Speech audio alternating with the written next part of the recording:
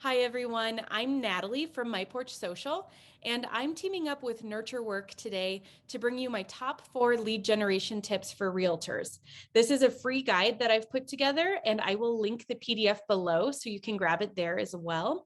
But also wanted to share these tips with you in this video training. So let's get started.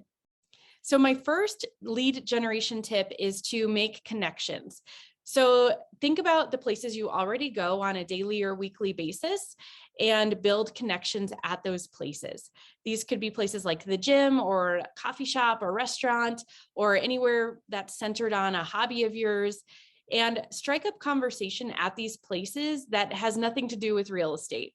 So if you're at the gym, maybe strike up a conversation about a new workout or protein shake or something like that. But your goal is to build connections with people and not sell your services.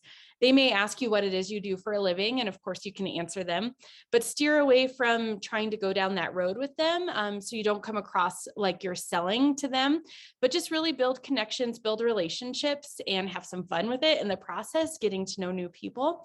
And then down the road, when these people are ready to buy or sell, or they have a question about real estate, they're going to think of you, the friendly person at the gym that they've gotten to like, know, and trust. And then they'll be reaching out to you with their questions or asking you to help them buy or sell. So that is my first tip, is to make connections in person at the places you already frequent. My second tip is to join Facebook groups and also create your own Facebook group. So goes right along with what I had just mentioned about building those in-person connections. You're going to do that same sort of thing, but in Facebook groups instead of in person.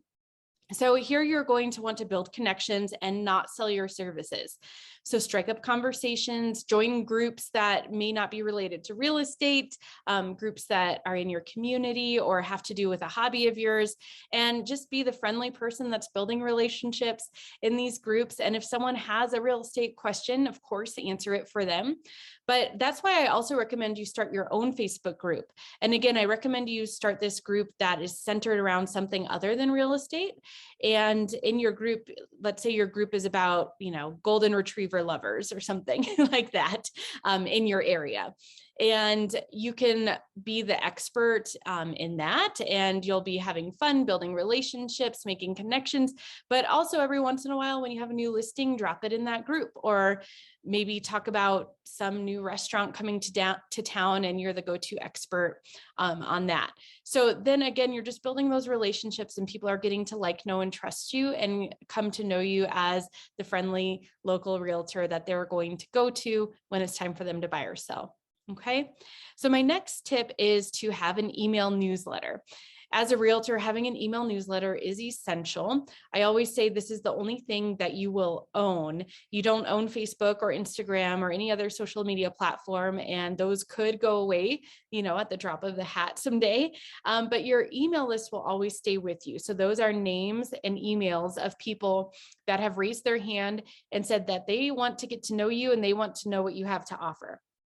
So in your weekly or monthly email newsletter, I recommend that you include something personal in there. So maybe have a behind the scenes or a life update.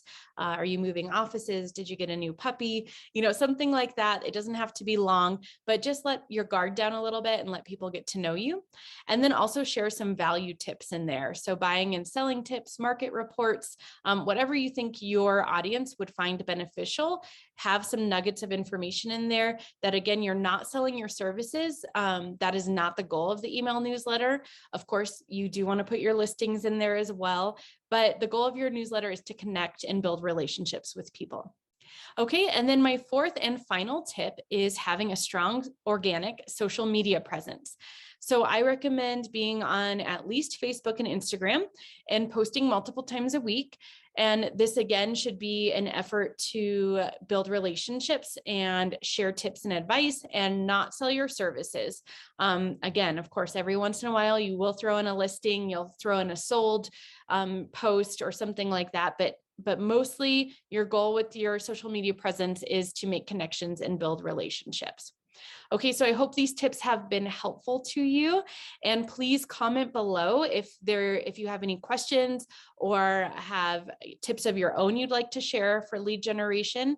And I hope you have a great rest of your day, and I hope to connect soon. Take care.